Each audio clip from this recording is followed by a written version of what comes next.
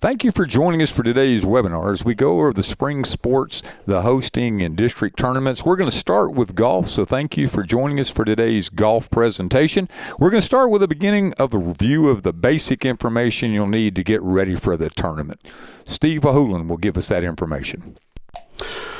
Thanks, Brian. Once your district has determined who's going to host and run your tournament, make sure you notify the TAPS office and send us all the tournament information, including your date and location of where you're going to have that tournament.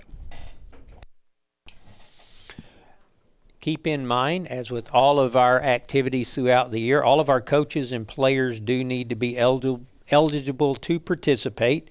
Coach eligibility, remember, make sure all your coaches are listed in rank 1 and they've completed all their coaching certification requirements for the year.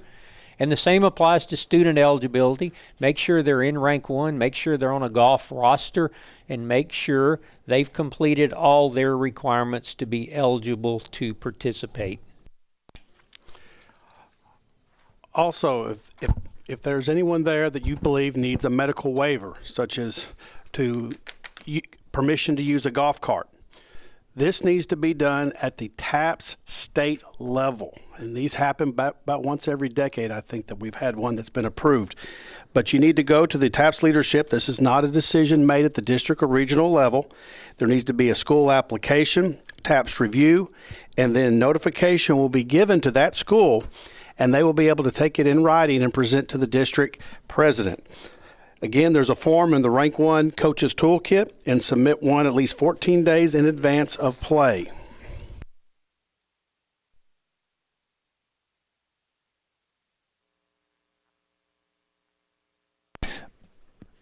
As you go and prepare for your district planning, first things first, you got to select a district president. All the schools should be involved. Select a district host. Once that's determined, then look at the dates. Dates for possible practice rounds, your dates of competition. You're also probably going to need, since it's a spring sport, to have an alternate date set there for weather. You also need to determine a location, and are there any local or district considerations that would need to come into play. The dates for competition are very important, but there's a few dates to go before you actually play. You need to set a district planning meeting. It can be a Zoom call in person. Just make sure everybody's on the same page. There's an entry deadline. At what point are you going to have the students and teams entered so we can begin as a district host getting our pairings ready? There needs to be a scratch and replace deadline. Hopefully that's before the day of the contest, but it could be on the morning thereof. The date of the contest is very important, and it's important that our district hosts and districts check for conflicts with TAPS hosted events. That means state music. That means state art. That means state academics, or those things that kind of creep into the fine arts that creep in. You cannot have a district competition on the same date as a regional level or state level other event. That rain date is very important. So again, if the certification deadline is on a Wednesday and you're looking at possible rain on a Monday, Tuesday, we got to look at those opportunities. And then there's the date of submission of final results to TAPS. Generally, that is the day or day after the competition. Let's look at some specifics relative to golf. Some of these things we've talked about previously are general things, but specifically relative to golf is our TAPS Golf app. That is powered by iWannamaker. This is our second year of requiring and using that for your scoring at the district, regional, and state level. What is the TAPS Golf app? Well, who can use it? Players use it, coaches use it. It's free for coaches and players. Fans can use it as well to follow live scoring. They can subscribe to that and go through that process. You can use it on your Apple or your Android. Keep in mind that this is a TAPS Golf app, so if you go to your app store on your phone and you search for the TAPS Golf app. It is powered by iWannamaker. They have a separate app. Don't use that one, but use the one that has the TAPS logo and it says TAPS Golf app. You're welcome to use that for tournaments that you might host. You are certainly required to use it for our district, regional, and we'll be using it at the state tournament. Another great thing about this app, they have some great training resources. So your school personnel, your AD, your coaches, if you're looking there, you're hosting the tournament, you need help or resources with how to do something within the app. They have some great tutorials on there.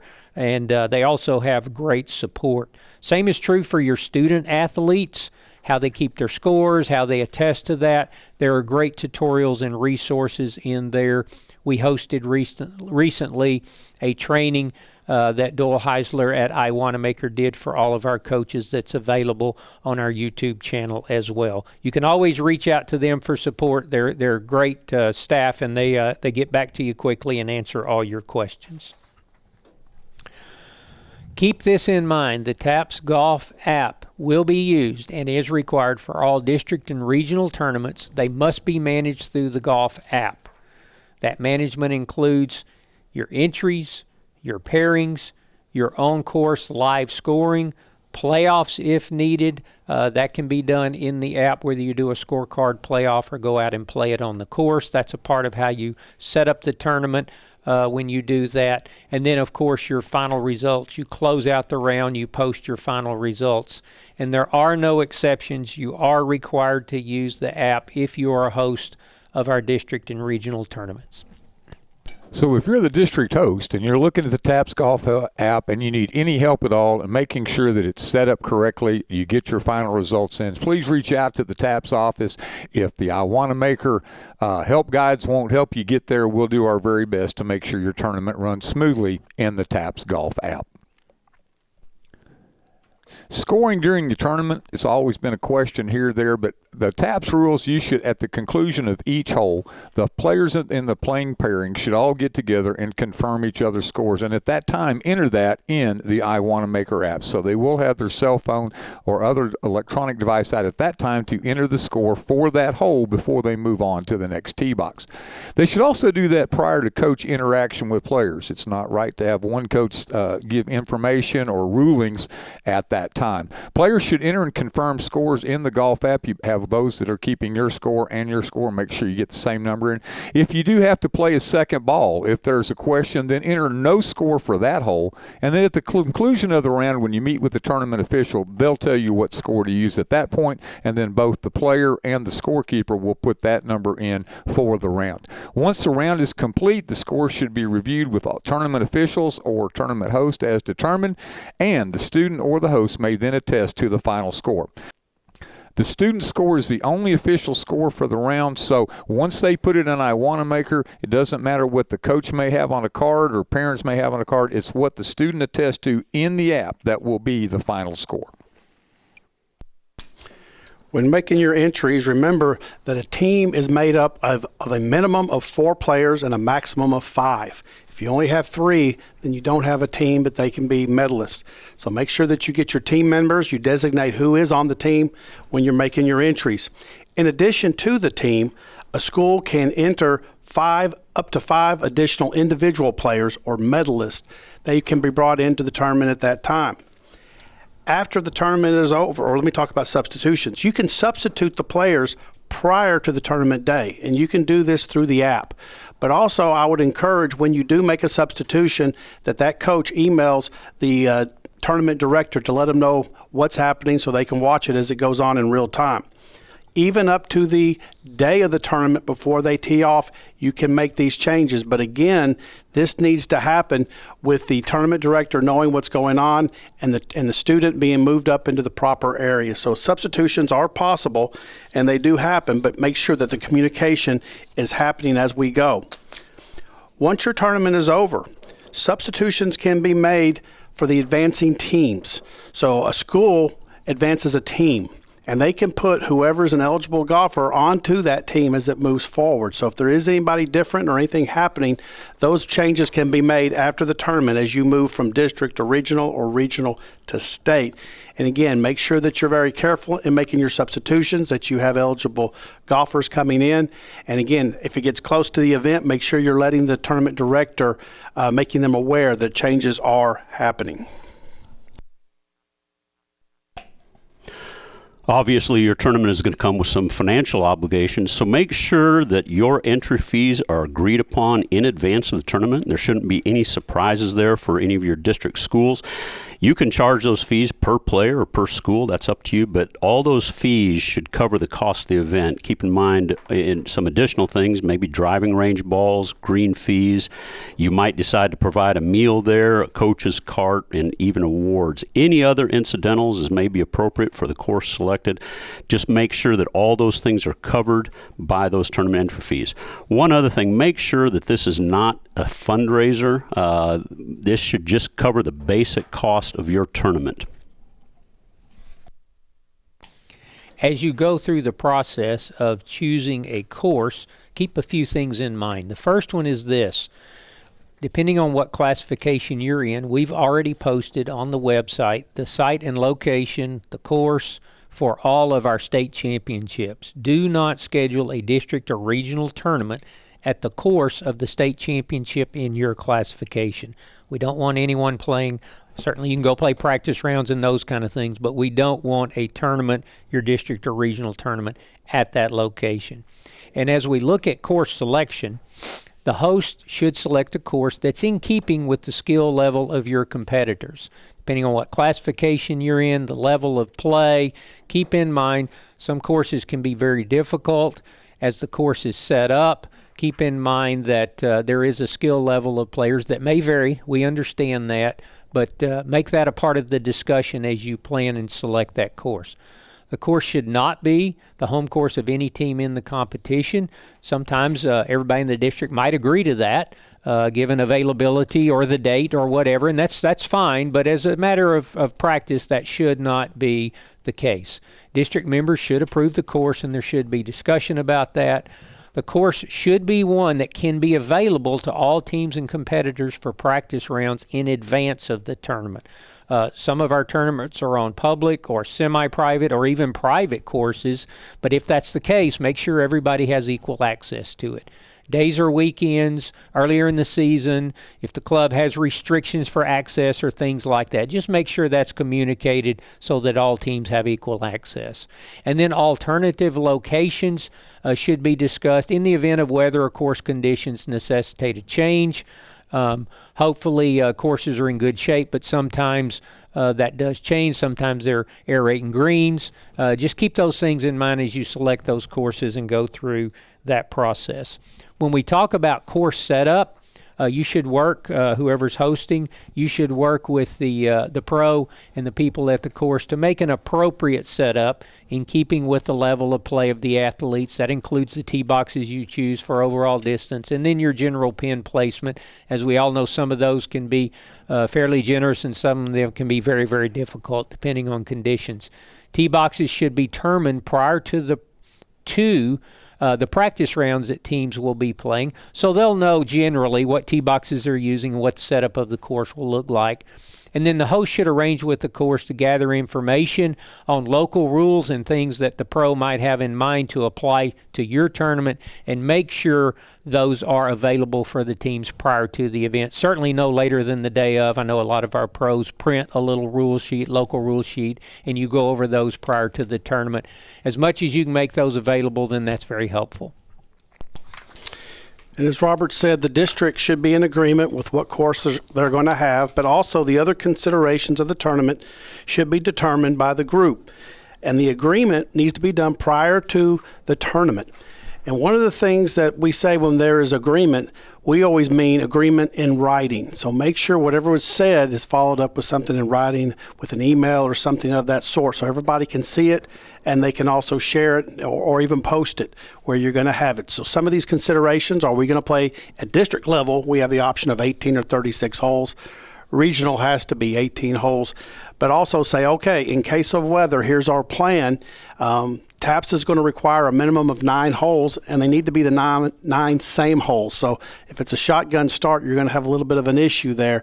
So be aware of that as you go. And again, think ahead and assume bad weather is coming as you make your plans and hope it doesn't arrive.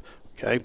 Also, with regard to pairings, we need our consideration should be to keep no one from the same school and the same pairing as long as you possibly can. Okay, sometimes this will happen at the bottom of the order, that you'll have some 130s and 140s from the same school, but also you can take into consideration if someone's shooting a 70 and the next one's a 90. So again, for pace of play, making sure that we have a good experience, make those pairings, but take into consideration the score, but also school affiliation. At the regional level, please take into consideration the district tournament results, order of finish as you do, and the pairings should be released prior to the tournament. This is very important to get those out to the coaches to review, because again, we're looking for any mistakes or any omissions that might have happened. And then also, if changes are made, those will be shown inside the app, which is what's awesome about the TAPS Golf app. But get those done in advance and released so people can make sure that nobody is left out and there's no mistakes made prior to teeing off. For officials, you do need to make sure you have a rules official who can take care of any disagreements or conflicts that you might have that come up during your tournament.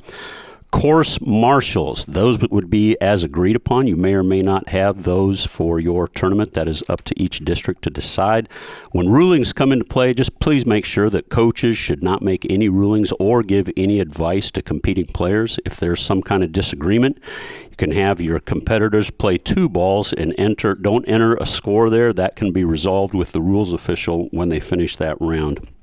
Spectators and parents should not make any rulings or give any advice to competing players at any time. It's very important with coaches and coaching that we remain consistent from district to regional and to state. In your program, you may have a driving coach, a pitching coach, a putting coach, a nutritionist, a psychologist. But remember, when you get to the district tournament, there is 1 coach per team allowed, 1 for the boys' team, 1 for the girls' team, and that person needs to be identified before the round of play begins. The coaching that is allowed is from the green to the tee box. You may start coaching once all of the players have putted out or reached double par, and it must end when that first player addresses the ball at the next tee box.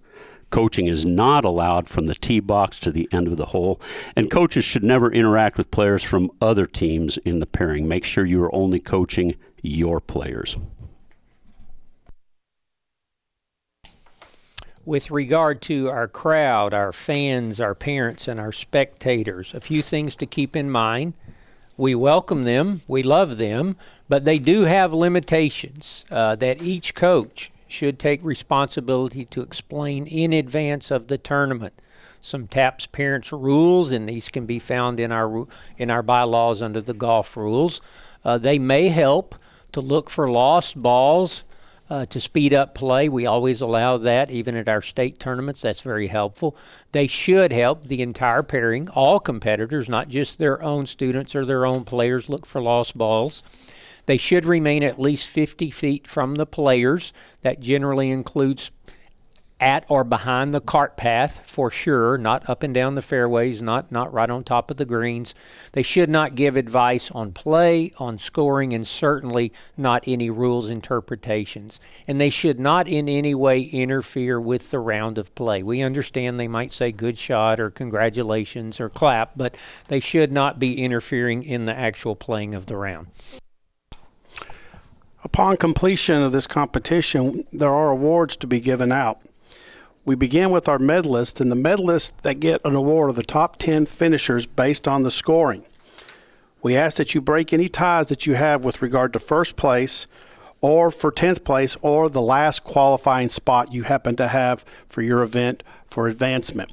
The procedure can be a scorecard playoff agreed upon in advance, before tournament play has begun, or a playoff on the course. And this needs to be agreed upon prior to tournament play. And many times the golf pro there will let you know what hole you'll start on and how that'll work. And so that is very good for the coaches meeting before the event starts.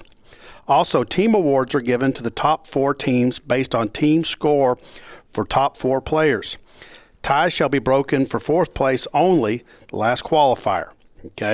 Procedures based on the tiebreaker procedures based on the 5th player for each team, if necessary, a scorecard playoff, if agreed upon in advance, or a playoff on the course as agreed upon in advance of tournament play beginning.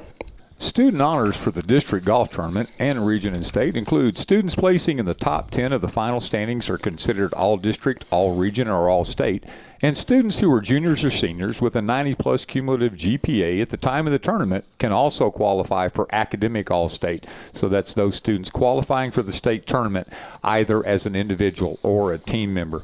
Regional qualifiers, we're going to show it here, and then Will, I'm going to ask you to jump over to the TAPS website. You'll go to www.taps.biz.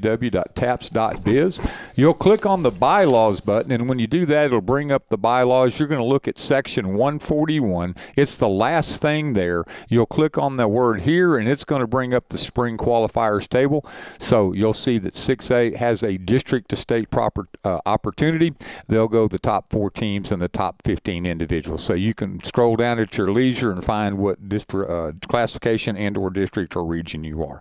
State qualifiers are also listed there, and it all goes down to 1A. For 1A, you're going straight to state. So our 1A, we take all the entries. We don't really have enough to host a true district or regional tournament for 1A, so they'll go straight to state. If you're in 1A and you need more help on that, we'll still use the TAPS Golf app when you get there, but we'll be here to assist our 1A coaches and players as we move forward towards our state competition. 3 things to keep in mind when it comes to student participation. First of all, please remember that a student must compete at the tournament in order to be eligible for advancement as an individual. However, a student does not have to participate in the tournament in order to be moved into a team member slot for that next round of competition. Finally, make sure that you understand that a student must complete the round, must physically complete the round to be eligible for tournament final standings. If you have a situation where a student becomes ill, they can't just take double par for the rest of the course. They must physically finish that course. Something that comes up every year is student attire, so let's remember that this is a ladies and gentlemen's contest, so make sure your clothing is appropriate for the event. Leave the basketball shorts, the cutoffs, etc. At home and dress appropriately for a golf outing. Clothing should represent the school in color or design or be neutral color design. What clothing should not do is represent colleges or universities, and I hate to say it, but it doesn't need to be offensive in any manner. So as you go through, just make sure your kids look like they need to look. We all know what we expect of our staff and of our students at your school, so make sure they represent your school well. Let's visit briefly about electronic devices. Many years ago, no devices were allowed, but then rangefinders came into being, so we do allow rangefinders. They are allowed. What is not allowed is anything that can be used for communication with the players. Obviously, with the application of our new golf app, players will have a phone with them. The phone is to be used to in the app, record the scores, attest the scores throughout the round. The phone is not to be used as a device to call or text or communicate with the players in any way during the round. They could use iPods or iPads technically as a part of the app. Other communication devices would not be allowed. With regard to our spectators, they are allowed to take photos and video. We would ask they limit that to their own players, not be taking video or photo of other students or other players, and not be sharing that information with coaches or students, certainly not during the round. Once the round begins, there can be no communication other than the coaching that's allowed under the rules, and then they could not use that device to question any scoring or any rules violations throughout the course of the tournament. And finally, when the tournament is over, the tournament information will be pushed forward to TAPS when you close the round in the TAPS Golf app. So it's very simple. As a tournament director, make sure that everything has been attested to and that you close the round. And at that point, TAPS has access that they need to get ready for the state tournament. So just make sure you take your time, check everything, close it, and you've done a good job. TAPS Golf, it's going to be for our schools, our players, our coaches. The TAPS Golf app is there. It's a great asset that we're looking to replicate in other activities as well. But right now, iWanamaker is the power behind the TAPS Golf app. We want to remind you as a district coach or as a district or regional host, if you have questions, please reach out to us. First, we'd ask that you go to www.taps.biz, click on athletics, click on golf, see if you can find your answers there, or in the bylaws, you can click on the bylaws tab up there in the immediate ribbon and drop down to the appropriate golf sections. You can email us at info at taps.biz or reach out by phone 254-947-9268. We're going to be here and there during your golf district and regional tournaments. We may or may not be immediately accessible, but please feel free to reach out to us while you're hosting the meet if questions come up or concerns arise. Thank you again for joining us for today's training. We appreciate you moving forward into the TAPS Golf Championships.